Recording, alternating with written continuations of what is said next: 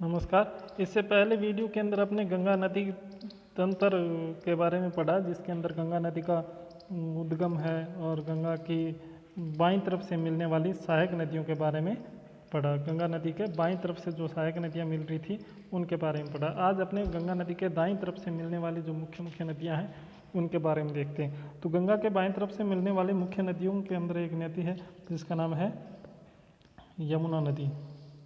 तो यमुना नदी है, इसका उद्गम की बात करें तो इसका उद्गम है वो उत्तराखंड राज्य के यमुनोत्री नामक उत्तराखंड के यमुनोत्री नामक स्थान से होता है। यमुनोत्री के निकट जगह का नाम है बंदरपूंछ।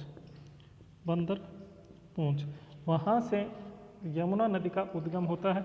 वहाँ से बहने के बाद में ये उत्तर प्रदेश में उत्तराखंड दिल्ली का जो क्षेत्र है वहाँ से और उत्तर प्रदेश में बहती हुई इलाहाबाद के पास आकर के गंगा नदी में मिलती है।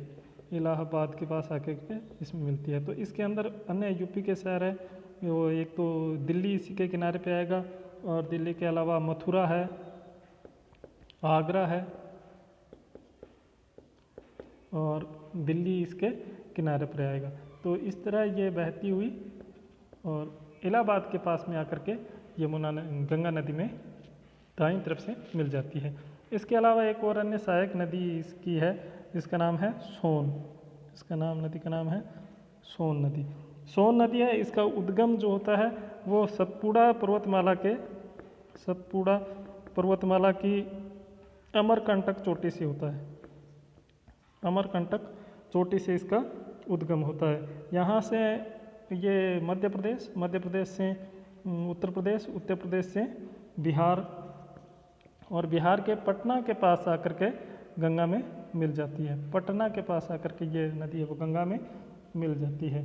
सोन नदी है, इसके जो बहाव क्षेत्र है उसके अंदर कोयला पाया जाता है, उसमें कोयला पाया जाता है। कई अन्य नदियाँ भी है जिनके बहाव क्षेत्र में कोयला पाया जाता है, जैसे दामोदर है और दामोदर के अलावा वर्धा है, वर्धा है और महानदी है। इसके अलावा गोदावरी है।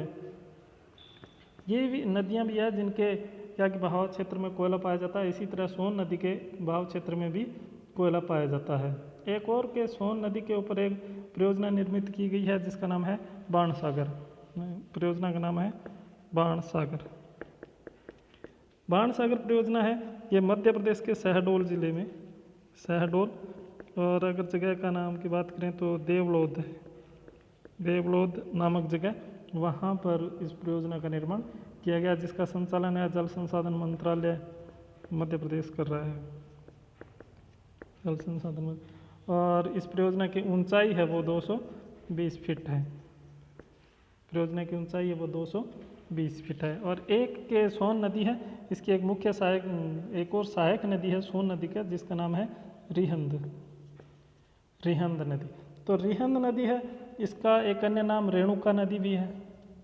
इसका एक नाम रेणुका नदी भी है। ये छत्तीसगढ़ से निकलती है। छत्तीसगढ़ के सरगुजा जिले से निकलती है। सरगुजा जिले से इसका उद्गम होता है तथा छत्तीसगढ़ से बाद में जो उत्तर प्रदेश में आती है और उत्तर प्रदेश के अंदर सोन नदी में मिल जाती है तथा सोन है वो अंत में जाकर के उसमें मिलती है। रिहंद नदी है, इसमें यूपी के अंदर मिलती है, सोनभद्र के अंदर सोन नदी में। रिहंद यूपी में सोनभद्र जिले में सोन नदी में मिल जाएगी। और रिहंद की अन्य कई छोटी सहायक नदियाँ भी है, जैसे गोवरी है, मोरना है और मोहन जैसी कई इसकी अन्य छोटी सहायक नदियाँ भी है। एक बार पुनः अपने देखते हैं कि अपने कर रहे हैं गंगा की दाईं तरफ से मिलने वाली सहायक नदियाँ कौन कौन सी है। तो मुख्य जो सबसे बड़ी और मुख्य जो नदी है उसका नाम है यमुना नदी, जिसका उद्गम उत्तराखंड के यमुनोत्री नामक जगह के निकट बंदरपूंछ से होता है तथा इसके किनारे पर दिल्ली, मथुरा, आगरा आते हैं और ये इलाहाबाद के पास आकर के गंगा नदी में मिल जाती है। दूसरी नदी है सोन, जिसका उद्गम सतपुड़ा की पहाड़ियों के अमरकंटक चोटी से होता है तथा ये मध्य प्रदेश और उत्तर प्रदेश और बिहार के अंदर बहती हुई बिहार के पटना के निकट आकर के गंगा नदी में मिल जाती है। फिर एक अन्य नदी सोन की सहायक नदी जिसका नाम है रिहन, जिस पर रिहन परियोजना भी बनी हुई है। ये छत्तीसगढ़ के सरगुजा से निकलती है तथा छत्तीसगढ़ और यूपी के सोनभद्र के पास में आकर के इसमें मिल जाती है। और एक और इसकी जो सहायक नदी, अन्य सहायक नदी है जिसका नाम है पुनपुन, जो बाईं तरफ से आकर के मिलती है। पुनपुन है, इसका उद्गम झारखंड राज्य के जो छोटा नागपुर का पठारी क्षेत्र है, छोटा नागपुर का पठारी क्षेत्र है, वहाँ का जिला है पलामू। पलामू से पुनपुन नदी का उद्गम होता है तथा ये बिहार के अंदर पटना के पास जाकर के गंगा में मिल जाती है। बिहार के पटना के पास जाकर के गंगा में मिल जाती है। इस तरह ये कई मुख्य जो नदियाँ हैं जो गंगा में बाईं तरफ से मिलती है उनके बारे में अपने अध्ययन किया। इससे पहले क्लास में अपने दाएं तरफ से जो मिलने वाली नदियाँ हैं उनका अध्ययन किया था।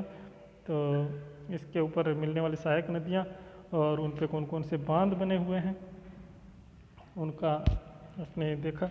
चलो अगली कक्षा तक सभी को नमस्कार।